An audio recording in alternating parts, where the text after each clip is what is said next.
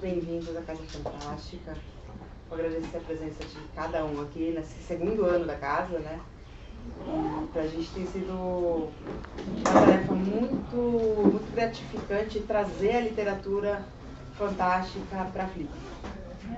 Né? A gente entende que é um gênero ainda que sofre ainda alguns preconceitos aqui no Brasil. Ainda o pessoal, né, cada vez mais eu acredito que a gente tem tido uma expansão sobre o assunto e graças à contribuição desses grandes nomes que a gente tem aqui da literatura fantástica, da ficção científica, da fantasia, do horror, enfim. Então, ano passado a gente contou com uma abertura falando sobre a história da literatura fantástica no Brasil, que foi Antônio que fez, Antônio Luiz da Costa, e esse ano a gente convidou Gerson Login Ribeiro para fazer também uma abertura com um tema que ele me disse que achava que é um tema que dá maior relevância da gente conversar hoje em dia, que é um tema muito antenado, inclusive com o momento que a gente está vivendo, que é a ficção científica e ecologia. São dois temas que a gente, em geral, não combina. Né? Pelo menos na minha cabeça, não é a primeira coisa que vem. Quando falam em ficção científica, na minha cabeça vem robô, vem outras coisas, né? Então eu vou pedir para o Gerson se apresentar, contar um pouquinho da trajetória dele, que se confunde também muito com a trajetória da literatura fantástica aí no Brasil, e fazer a apresentação dele. Tá bom? Gerson, seja bem-vindo, obrigado por estar aqui. Obrigado pelo convite. E eu vou... Bom dia a todos. Meu nome é Gerson Login Ribeiro, como a Priscila já falou. Eu sou escritor e antologista de história de ficção científica. E dentro do gênero de ficção científica eu gosto muito de um subgênero chamado história alternativa. Tá? Que não se preocupa tanto com naves espaciais, com robôs, alienígenas e raios vezes, mas sim contar a história do Brasil ou de outro país de um outro ponto de vista. Como, por exemplo, como nós estaríamos vivendo hoje no Brasil do século XXI se nós houvéssemos perdido a guerra do Paraguai no século XIX. Isso aí é uma parte da ficção científica que muita gente não considera muito ficção científica porque não tem nem os robôs, nem os alienígenas, nem as naves espaciais. Hoje eu vou tentar falar um pouco para vocês de outro ramo da literatura fantástica, em geral, e da ficção científica em particular, que também muita gente, como a Priscila falou, acha que não tem muito a ver com a ficção científica, porque não tem esses ícones tão conhecidos, tão batidos, que é a ficção científica climática, ou ficção científica ecológica, ou ainda ecoficção. Tá? Então, vamos começar então a falar sobre esse tema propriamente dito. Por que eu escolhi esse tema? A escolha desse tema, dessa fala, se deve tanto à importância da ficção climática, que a gente chama de sci-fi em inglês, né? A semelhança de sci-fi, ficção climática, na literatura fantástica mundial. E não só essa importância, como principalmente para nós brasileiros, a respeito da maneira como a questão ambiental vem sendo abordada no Brasil desde 2019. Né? Porque é inegável que nós estamos vivendo um momento inédito de negacionismo e de obscurantismo científico e cultural em relação à ecologia e ao meio ambiente. Né? Daí, essa escolha temática traz em seu bojo o desafio de nós abordarmos as questões ambientais nas nossas narrativas ficcionais, como leitores, como autores, e com isso tentar, sem nenhum proselitismo, mas tentar mudar um pouco essa situação sombria que nós estamos vivendo hoje. Né? Bom, dito isso, então, falar sobre ficção científica climática, ou simplesmente ficção climática, e o seu subgênero que nós estamos praticando no Brasil hoje, que é o solarpunk. Né? Vamos, então, introduzir essas noções iniciais.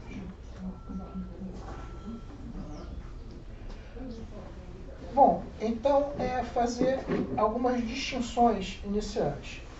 De um lado, a ficção ecológica ou ecoficção, né, que ela pode funcionar dentro do âmbito da literatura fantástica ou fora do âmbito da literatura fantástica, mesmo assim ser ficção ecológica.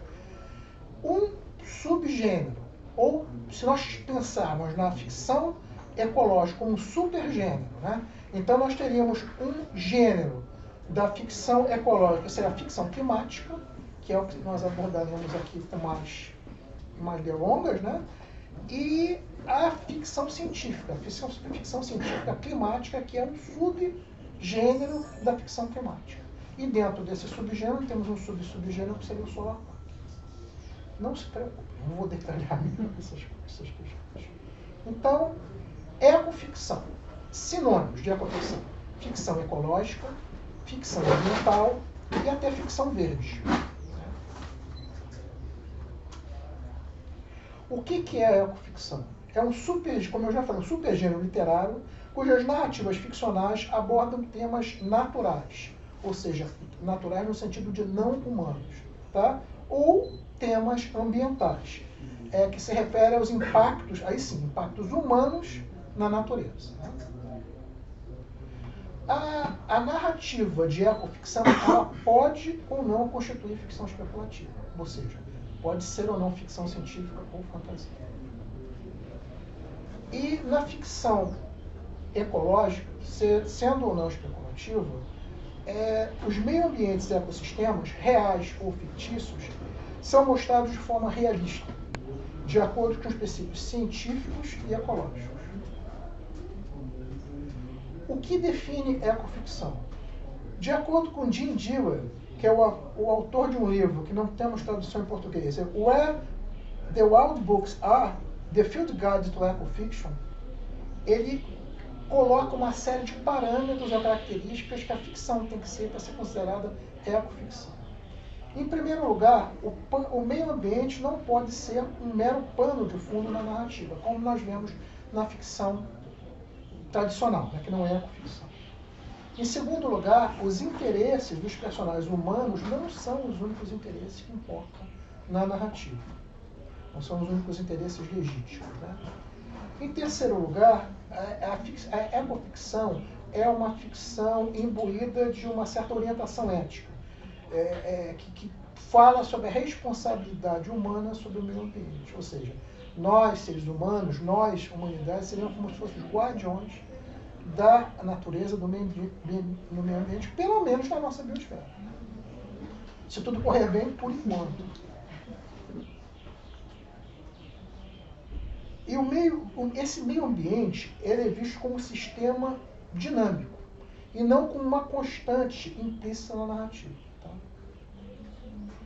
Portanto, então, pelo menos lato sensu, tanto as narrativas pastorais do passado, quanto aquelas que abordam as mudanças climáticas e ainda aquelas que propõem cenários futuristas ecologicamente autossustentáveis, que são as solarpunks, constituiriam ecoficções.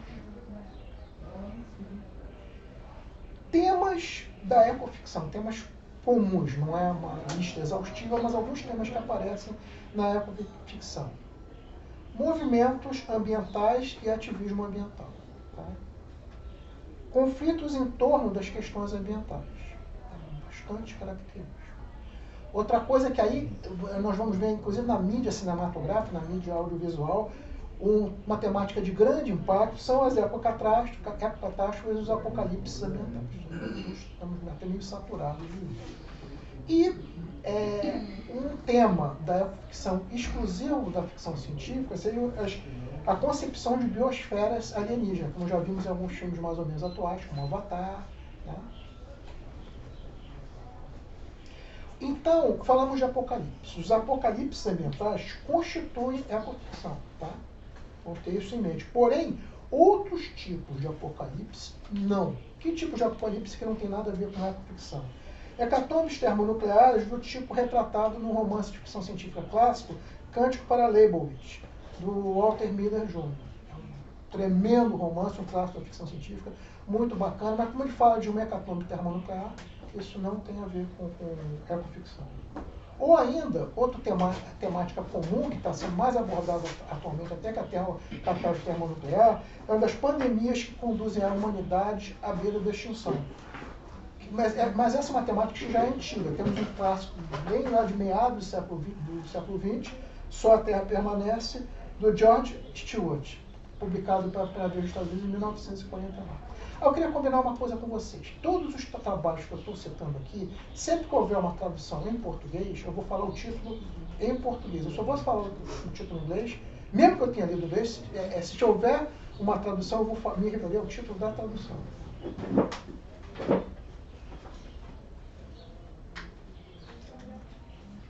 E temos também aqui um exemplo na literatura de um clássico da ecoficção que não se caracteriza como ficção especulativa, é um clássico do mainstream, na linha principal da literatura, que é Flight Behavior, de uma autora norte-americana, Barbara Kingsolver, cuja trama gira em torno do estabelecimento de um novo habitat de inverno para as borboletas monarca, após seu habitat natural ter sido inundado pelas mudanças climáticas. Como a gente sabe, as borboletas monarcas migram do norte dos Estados Unidos, do sul do Canadá, todo ano elas fazem isso, e vão morar durante alguns meses lá no México, durante o inverno no hemisfério norte. E é um espetáculo muito bonito. Tem documentários na televisão, alguns de vocês talvez já tenham visto. A proposta dela é a humanidade tentar encontrar um habitat alternativo, porque no México o habitat em que elas ficam, elas migram aos milhões lá para colocar os seus ovos, que virarão as próximas lagartas da próxima geração, esse habitat está completamente inundado. Então seria um exemplo de ficção que não tem nada a ver com ficção especulativa. Falar então um pouco da ecoficção, é o geral, é o supergênero, falar um pouco então da ficção climática. Que a gente deve entender, ficção, não tem nenhuma graça do que escrever um livro de ficção especulativa ou mainstream de ficção climática e o clima não mudar. Então, por ficção climática, nós temos que é a ficção de mudança climática. Tá? Bom, a ficção climática, ele é um gênero literário cujas narrativas abordam as mudanças climáticas em geral e o aquecimento global antropogênico em particular. O aquecimento global provocado pelas atividades humanas. Né? Porque eu acho que não cabe mais nenhuma dúvida razoável do ponto de vista científico que o aquecimento global que nós estamos vivendo atualmente é provocado por excesso de dióxido de carbono, excesso de metano, né? O famoso pulo da vaca, né? que estão na nossa atmosfera, estão provocando um efeito de estufa e que causam um aquecimento global antropogênico. Voltando à questão científica, voltando para a questão literária, da ficção científica, a ficção de mudança climática tem uma característica com seu gênero mãe. Como na ecoficção, a narrativa pode ou não constituir ficção especulativa. E como eu acabei de falar, a ficção científica, não é ficção científica climática é um subgênero. A ficção climática é um subgênero da ecoficção. Falar um pouquinho sobre os clássicos da ficção climática. Como eu sou um autor de ficção científica, eu sempre vou puxar a brasa para a sardinha da ficção especulativa. Então, mas eu vou tentar sempre, de vez em quando, encaixar, à medida dos meus conhecimentos, encaixar um exemplo da ficção climática, que não é ficção científica também. Mas clássicos da ficção climática. Nós temos vários romances de um autor britânico chamado J.G. Ballard, a maior parte deles publicados na década de 60, alguns foram até traduzidos para o português, que tratam de várias questões de hecatombes climáticas. Ele tem, por exemplo, em 1962, ele publicou Drowned World, que tratava sobre inundações, elevação do nível dos oceanos, provocando inundações a nível global. 2 anos depois, em 64, ele publicou The Draw, que é justamente o contrário. Secas, atingindo praticamente o planeta inteiro, que causava, vou até mostrar uma cena aqui, navios de grande porte encalhados, entendeu? A capa do livro da década de 60. No Manjará aconteceu isso. Isso aconteceu de verdade, mas ele foi no âmbito local. Outro clássico da ficção científica, da ficção climática, que é realmente ficção científica, é o romance curto de ficção científica Floresta é o Nome do Mundo, publicado em 1972 pela Ursula K. Le Guin. Tá? que ela transporta a devastação ambiental para uma outra biosfera planetária, que é habitada por nativos humanoides que guardam uma semelhança muito grande, embora esses nativos humanoides sejam pequenininhos, em termos temáticos, é um cenário muito parecido com o que nós vamos ver muitos anos depois com o filme de ficção científica do James Cameron, do Avatar, de 2009. Né?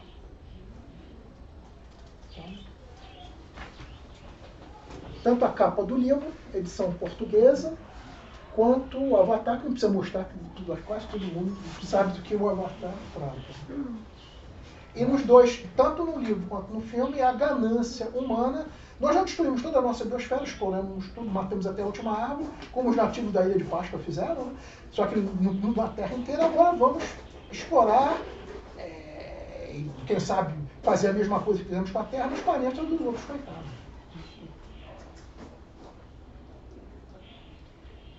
Tem um romance mainstream, Carbon Dreams, escrito pela Susan Gaines, na década de 80, que trata justamente do aquecimento global antropogênico. A capa não é muito interessante porque mostra apenas um mar, quer dizer, o mar subiu, não sobrou mais nada, ou seja, a capa é só um marzão.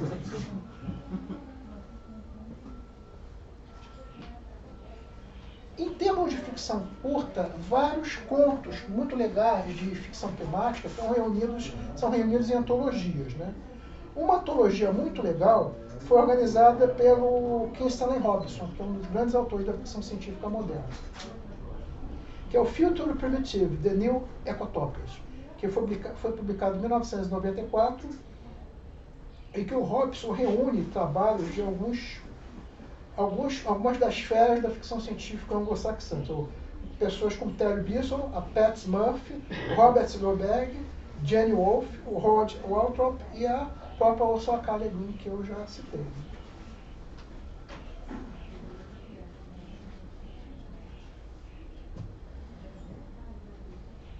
Com isso, acabamos esse pequeno introito, falamos sobre a ficção temática do século XX. Antes de entrar no século XXI, eu gostaria de dar boas-vindas a vocês todos, não boas-vindas à palestra, mas boas-vindas ao Antropoceno.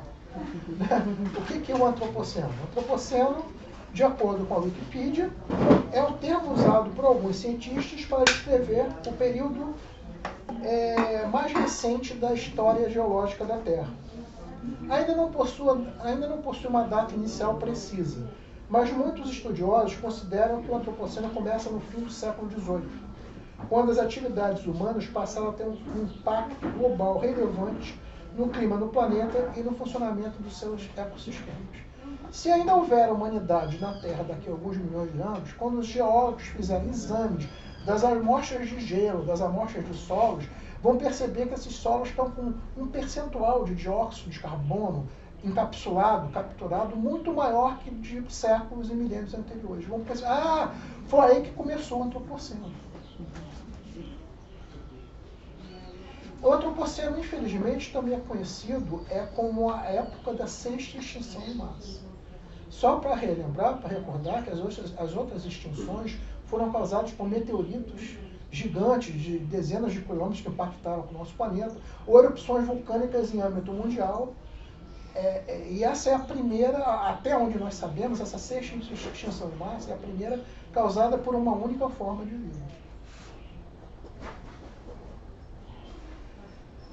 Passado um pouco esse desabafo ecológico, vamos voltar à ficção climática no século XXI. Então, fechando o espaço para os nossos comerciais. Falar um pouco, já estamos no século XXI, então.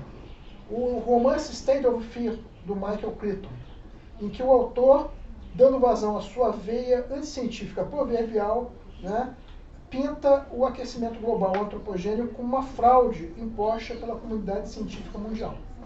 Né? Nós sabemos que essa tese pseudocientífica encontra ecos hoje na política ambiental brasileira do século XXI, mais especificamente do governo atual.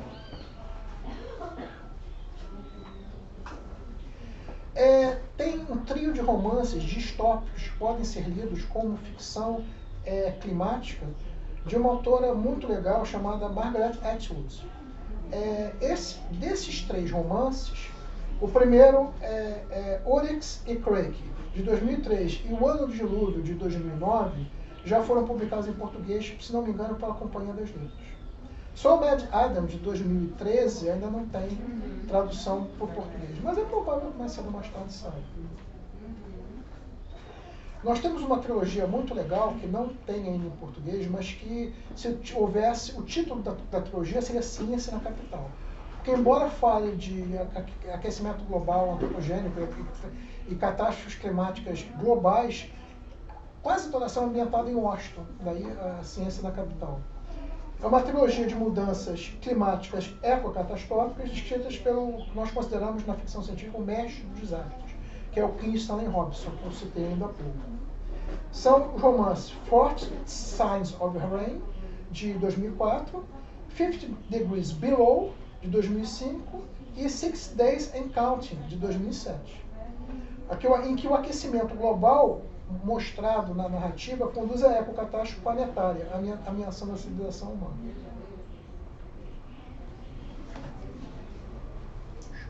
Abre. Saiu. Baixou. Apertado numa borda de tela.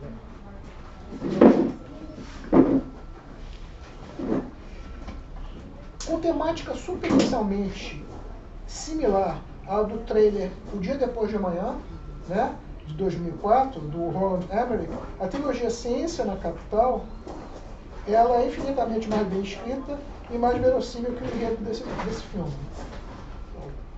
Dia Depois de Amanhã. Lembrando que o Robson, ele começou a escrever o primeiro romance dessa trilogia, mais ou menos na mesma época que o filme estava sendo lançado. O filme é contemporâneo ao primeiro romance. Também instigantes e pertinentes como ficção de mudança climática são os vários contos de um autor, jovem autor norte-americano, chamado Paulo Batgallo. E esses contos são reunidos na coletânea Pump Six and Other Stories, de 2000.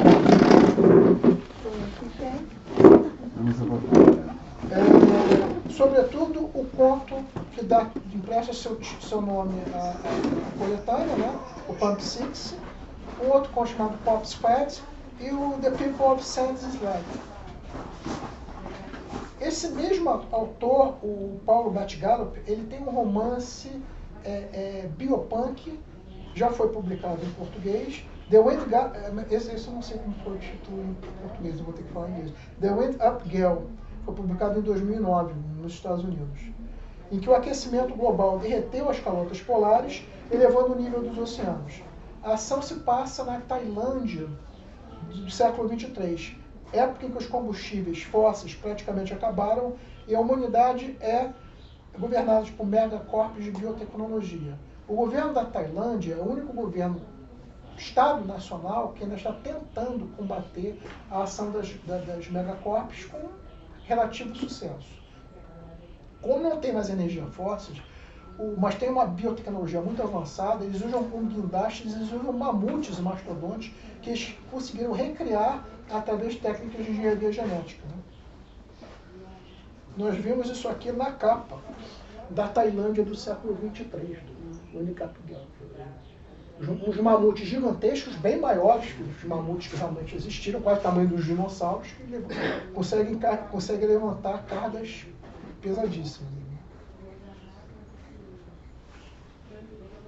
Nós temos também um romance de ficção temática mainstream, que já foi publicado em português, que é o Solar, do Ian McEwan, e que é um romance de mainstream com elementos de ficção científica, publicado em 2010, em que um físico inventa uma fonte energética alternativa, fotossíntese artificial. Reparem, quando ele escreveu isso em 2010, não existia fotossíntese artificial.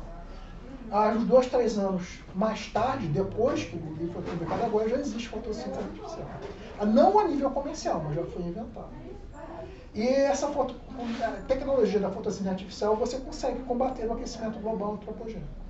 Esse autor, McEwan, é o autor de um romance de história alternativa muito badalado, que foi publicado em português este ano, muito legal, que é Máquinas Como Eu. Depois de Eu, Robô, do Isaac Asimov, braço da ficção científica, Máquinas Como Eu. Mas não vamos falar disso, porque senão fica muito empolga. E temos acho que um filme que a maioria de vocês, pelo menos, se não viu, pelo menos ouviu falar, que é o Interestelar, de 2014, né? Que é um filme de ficção científica do Christopher Nolan, que exibe o que exibe? Exibe uma biosfera terrestre nos seus estertores, né? A vida está acabando na Terra. E que, mais uma vez, é introduzida aquela temática surrada na ficção científica literária e cinematográfica, de que a humanidade precisaria de uma segunda biosfera planetária para explorar, depois de arruinar a nossa biosfera terrestre.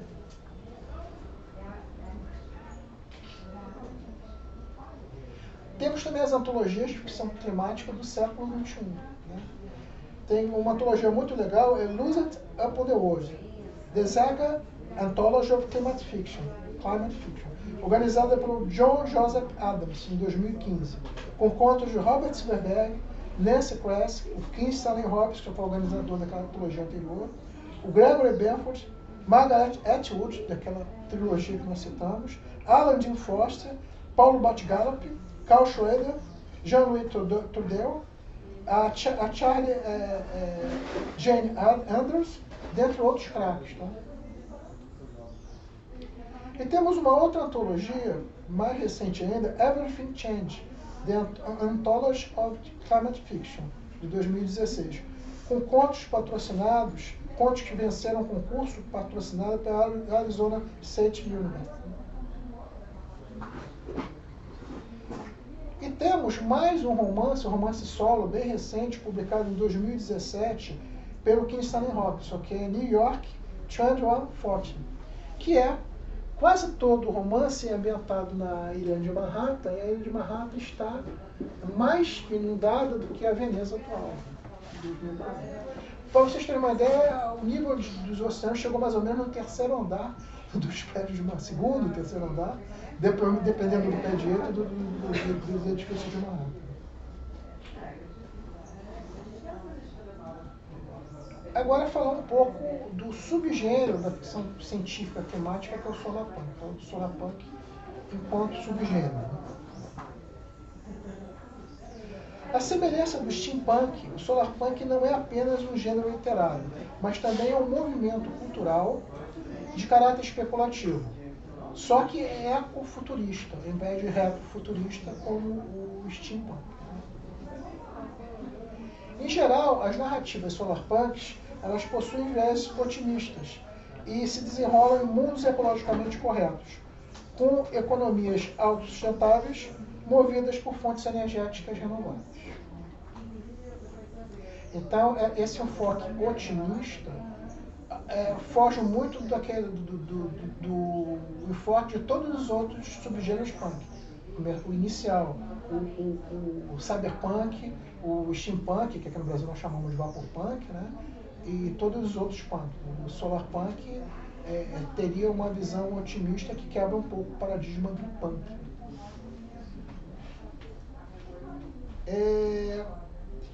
O enfoque, o enfoque otimista é o que distingue o solarpunk dos outros subgêneros da família punk. Então, as narrativas do solarpunk não são distópicas, mas sim são utópicas. E como são ecológicas, nós chamamos de ecotopia. A perspectiva otimista do solarpunk constitui uma reação ao clima pessimista predominante em muitas narrativas da ficção científica atual. Porque olha só, se nós formos encarar a ficção científica, tentar escrever, e tentar ler, interpretar, estudar um prisma bastante de plausibilidade extrema, a gente sabe, a gente intui que seguindo o caminho que nós estamos seguindo hoje, não vai ter futuro, daqui a 5 anos. Não vai existir nada, pelo menos não vai existir, não vamos existir nós, seres humanos. Né? Então, é lógico que você, se quer escrever um cenário que se passa daqui a 50 anos, você tem que ser minimamente otimista, porque pelo caminho que a gente está criando, a gente não vai chegar. Então, daí a solarpunk. Então, a solarpunk, ela tenta apresentar aos leitores futuros pacíficos e autossustentáveis, concebidos por autores do subgênero, que vislumbram humanidades livres dos fantasmas da escassez, da superpopulação, das desigualdades econômicas e sociais, das extinções em massa e das ecocatástrofes.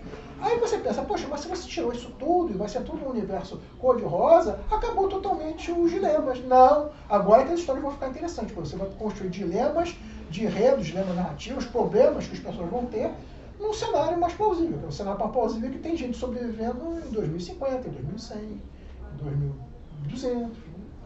Aí que é um desafio para o leitor fazer com que a história não seja maçante para o leitor. Agora que nós resolvemos os grandes problemas da humanidade, agora nós vamos falar sério, vamos falar de questões sérias.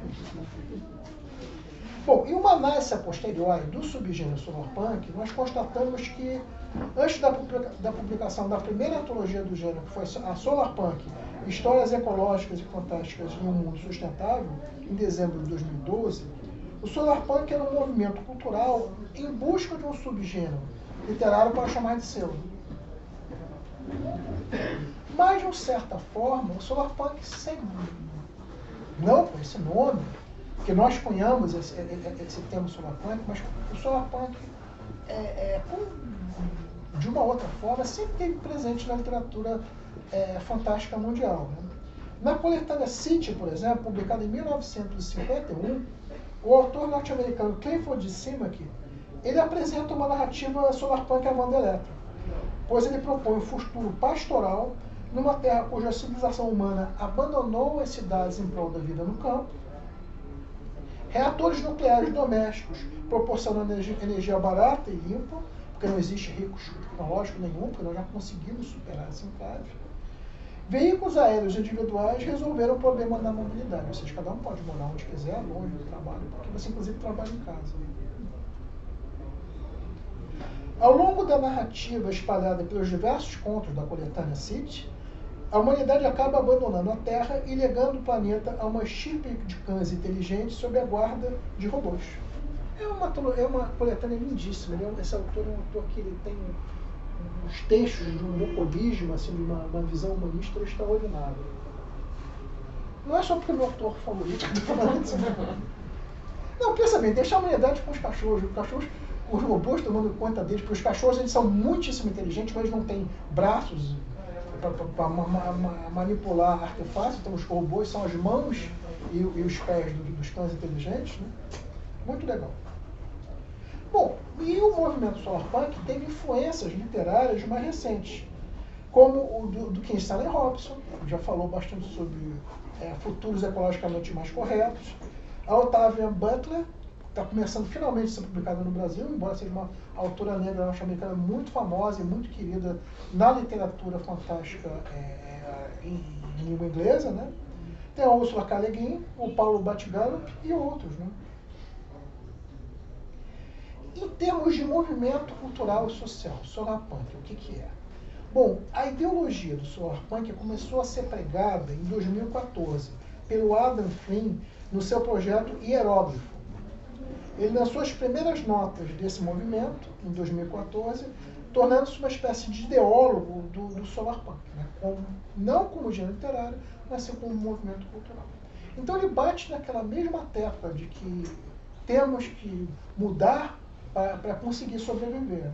Segundo o Flynn, os ativistas são solarpunks porque as alternativas seriam a descrença e o desespero, pois as promessas dos arautos da singularidade tecnológica e de outros transhumanistas são individualistas e inatingíveis, ao passo que as propostas dos solarpunks visam tornar a vida de todas as pessoas melhor hoje e para gerações futuras. Ou seja, propor um futuro viável. Né? Como um movimento cultural, o solarpunk aparece associado ao ativismo ecológico. Faz sentido, né?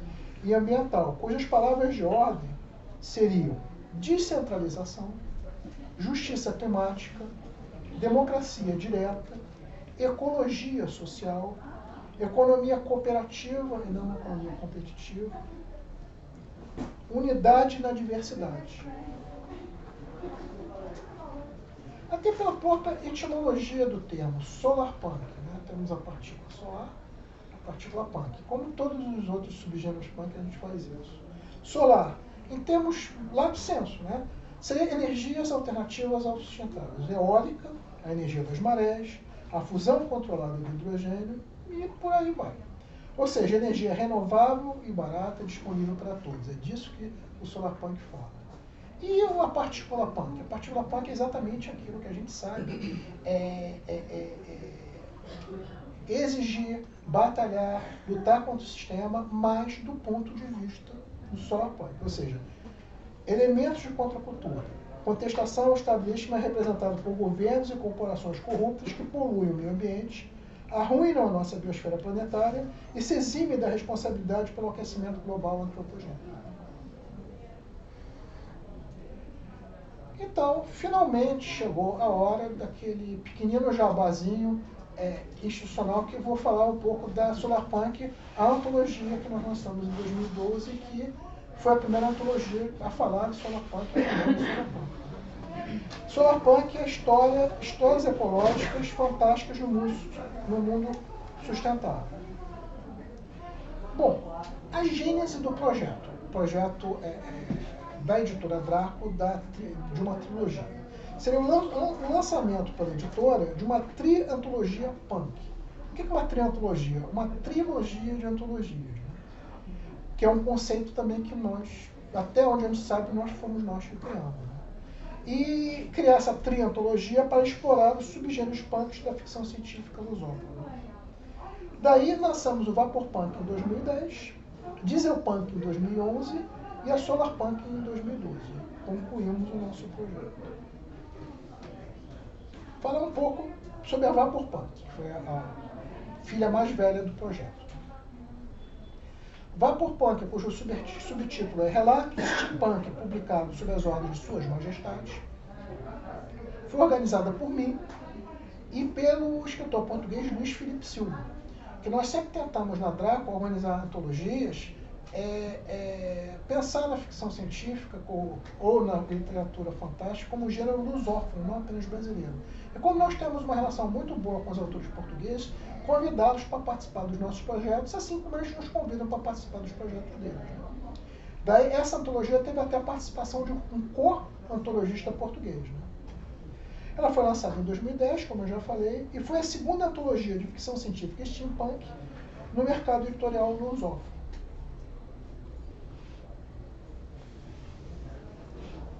A capinha dela é uma capa que eu acho muito bonita. Não é porque eu sou o pai da criança, mas e... Epa, saiu?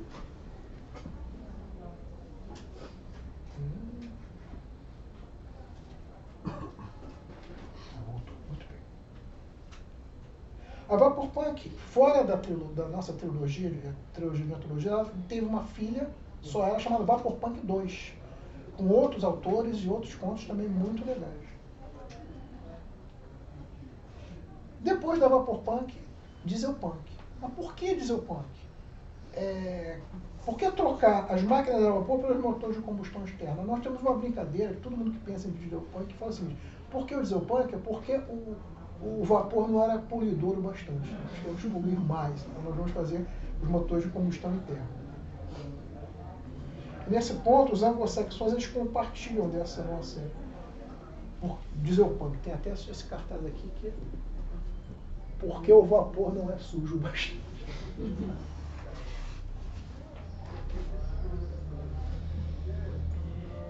Mas depois a gente vai limpar o planeta com solar.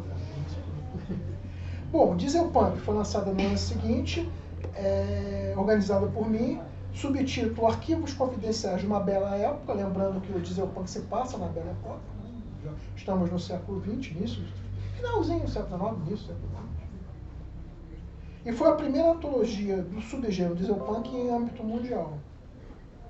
As capas da Draco são muito bonitas. Essa capa já é uma referência mais à época da Belle Époque, os seus dirigíveis lá. Né?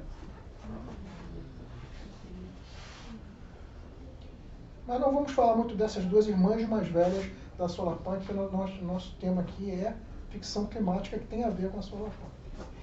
Então, Solarpunk, histórias ecológicas e fantásticas em um mundo sustentável.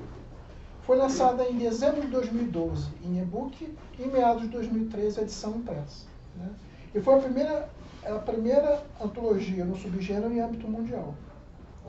E é considerado o marco zero literário do movimento cultural solarpunk. O movimento solarpunk em âmbito mundial adotou a nossa antologia, diz que é o marco zero. Porque antigamente diziam, pô, mas ninguém publicou uma antologia, lá em 2014, 2015, eles estavam falando, ninguém publicou uma antologia de história solarpunk, ninguém publicou um romance solarpunk.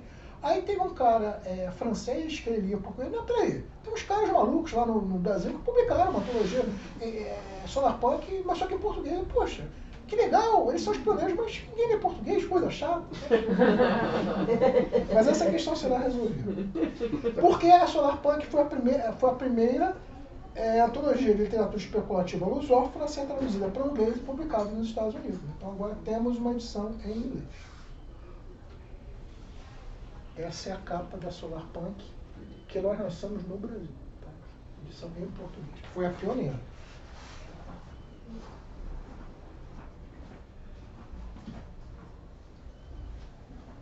Então, falar um pouco sobre essa antologia solarpunk. Qual é a proposta dela? Para falar sobre isso, a melhor coisa que eu acho que eu posso fazer é ler o prefácio. O prefácio é curtinho, entendeu? Então vamos ao prefácio da solarpunk. Né? Com a publicação desta solarpunk, encerramos com tônica meso-otimista nossa triantologia punk, isto é, uma trilogia de antologias temáticas, conceito inédito no âmbito da ficção científica e fantasia lusófona. Iniciado em 2010 com a volta punk, relatos steampunk publicados sob as ordens de Suas Majestades, e sustentado em 2011 pela Dieselpunk, arquivos confidenciais de uma bela época. Tanto na Vaporpunk quanto na Dieselpunk, a maioria das narrativas constituiu história alternativa, lato sensu ou estrito sensu. Já na Solarpunk, em virtude da imposição da abordagem de temáticas associadas ao emprego das energias ditas verdes ou alternativas, a maior parte dos textos é ficção científica autêntica, com cenários futuristas e seus ícones e arquétipos característicos. Apesar disso, as histórias alternativas persistem em pelo menos 1/3 dos enredos, mesmo que mescladas com temas e elementos mais típicos da ficção científica propriamente dita. Essa migração das histórias alternativas genuínas rumo à ficção científica é até certo ponto justificável pela evolução natural dos conceitos e tópicos Vaporpunk e Dieselpunk para Solarpunk, para o Green Punk. Porque, aliás, esse título Green Punk chegou a ser cogitado para esta derradeira peça da triantologia. Contudo, julgamos por bem descartá-lo, por considerar que os conceitos Green e Punk são antagônicos em boa parte das acepções vigentes. Em termos de representatividade, infelizmente, apenas uma das 9 narrativas que você está prestes a degustar foi escrita por uma autora, a Roberta Spinda. Da mesma forma, apenas um trabalho foi escrito por um autor português, o Telmo Marçal. Isso eu falo porque nas duas anteriores a representatividade tanto de autores quanto de autores portugueses foi bem maior, porque São Paulo foi bem maior. Na Solarpunk nós não conseguimos essa mesma representatividade. A semelhança do que ocorreu com suas 2 irmãs mais velhas, de maneira geral, a Solarpunk procurou privilegiar narrativas de maior fôlego, noveletas e até novelas em detrimento de contos. Os temas abordados variam do aproveitamento da energia dos relâmpagos atmosféricos à produção de biocombustíveis pelas artes da nanotecnologia, dos grandes veleiros espaciais impulsionados pela pressão da radiação solar aos conversores de matéria em energia, passando pelo advento de humanos fotossintéticos, pela extração da energia da aura humana armazenada noutra dimensão, pelo terrorismo contra empreendimentos e governos verdes e pelo desenvolvimento precoce de fontes energéticas tidas como convencionais.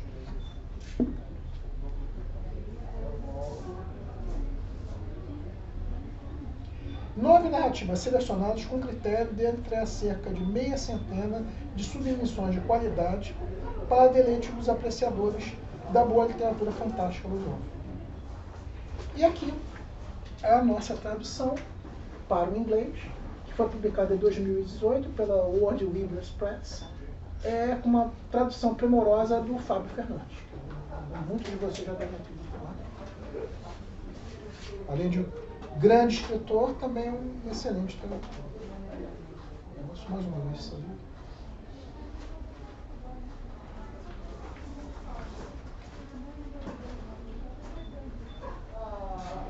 Bom, como nós podemos depender da leitura do prefácio, apesar do tema ecológico, né, e do seu papel de precursor, a Solarpunk não é uma antologia política ou ecologicamente engajada.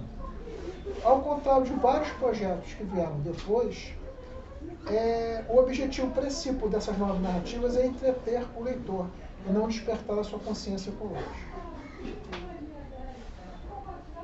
Falar um pouco então dessas 9 narrativas da Solarpunk.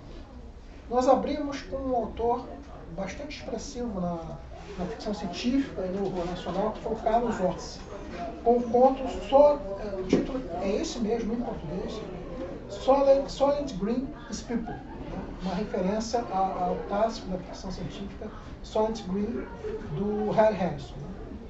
E essa narrativa do Carlos Orsi é uma ficção científica noir, que constitui uma bela trama policial futurista em que o detetive investiga o desaparecimento de uma anciã.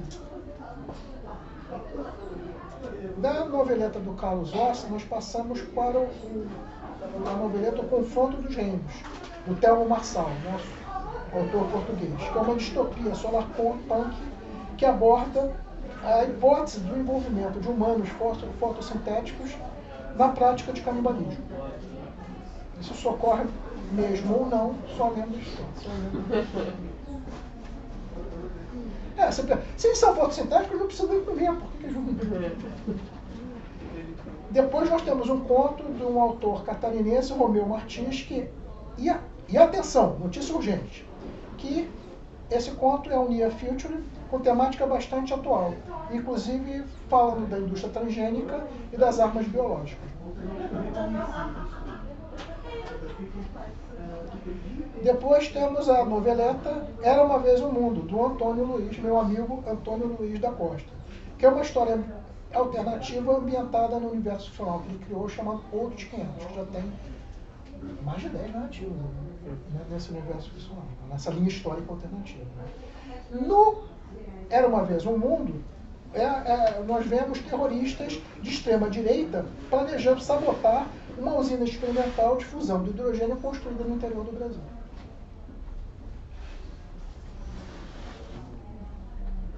Nós temos o conto Fuga, do Gabriel Cantareira, que é um thriller de ficção científica em que a heroína empreende uma fuga para sabotar a tecnocracia paulistana. Ah, os paulistanos. Sempre querendo dominar o país.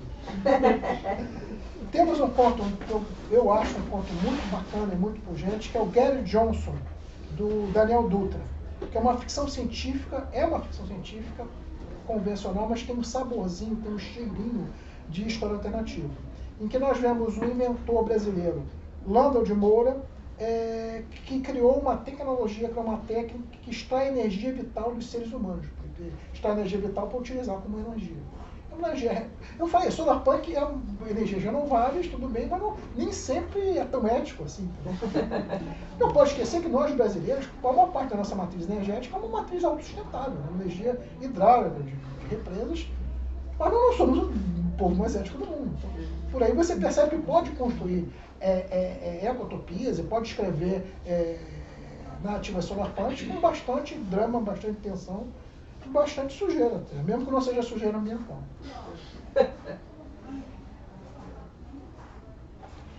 Temos uma outra noveleta de história alternativa do André Soares Silva, que é o Xibalba Sonha com Oeste, foi a estreia literária dele. Tá? É uma história alternativa com temática instigante e inovadora, ambientada numa linha histórica onde a civilização ocidental ela não existe. Ela não existe nem na América, nem existe na Europa. Aparentemente, a civilização ocidental não se sabe o que acontece, porque nunca se ouviu falar nos europeus, e a história é toda ambientada na Baía de Guanabara.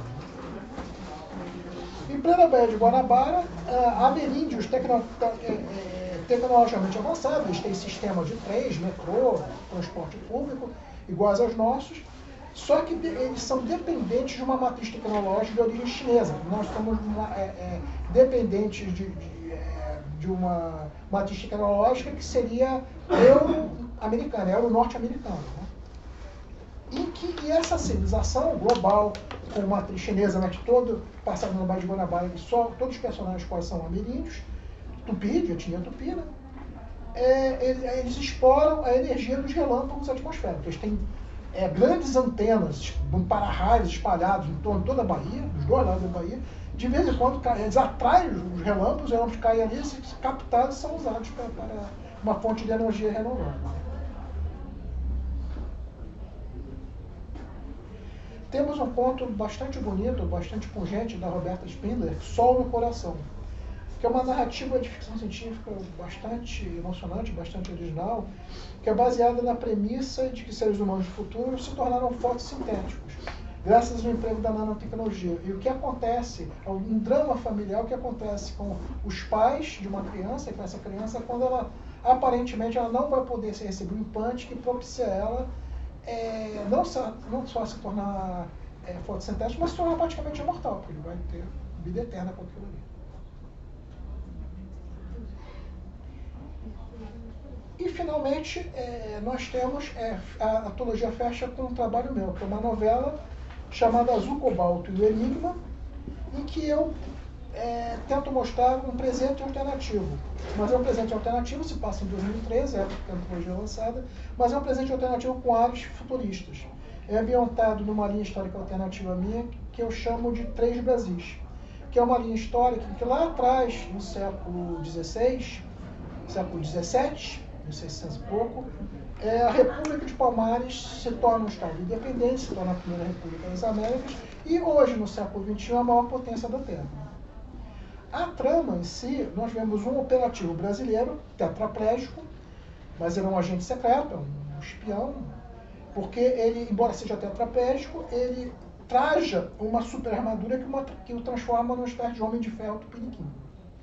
E ele luta, ele se defronta com um agente secreto imortal misterioso que ele atua a soldo de Palmares. E eles se defrontam em vários lugares do sistema solar, que, embora seja um presente alternativo, é um presente com áreas futurísticas, porque a tecnologia avançou muito mais rápido nessa linha histórica alternativa. Eu tenho para vocês, para passar, não vou falar aqui naturalmente, mas eu tenho para vocês muitas referências, tudo que eu falei, todos os trabalhos citados são citados nessas referências. Tá? Eu só vou citar uma referência verbalmente, que é uma antologia, não uma antologia de contos solarpunk ou de ficção ecológica, mas uma antologia de ensaios acadêmicos sobre o tema, que é organizada por dois coantologistas. Um, Kenneth Robinson, o grande autor de ficção científica climática, e outro, Jerry Canavan. E o nome da antologia é Green Planets. Está aqui. Existe, inclusive, em e-book. Tá muito bom. Então, antes de abrir para as perguntas de vocês, só os meus contatos. E avisar que quem quiser uma versão, uma versão em PDF dessa palestra toda, inclusive com as referências, é só entrar em contato pessoal comigo que eu mando por e-mail. Então, perguntas, ovos podres, tomates, por favor. Cartas bomba não, porque cartas bombas serão devolvidas automaticamente aos remetentes. Eu queria perguntar, que você falou que o Solarpunk tem uma visão positiva do futuro, não é isso? Como eu falei,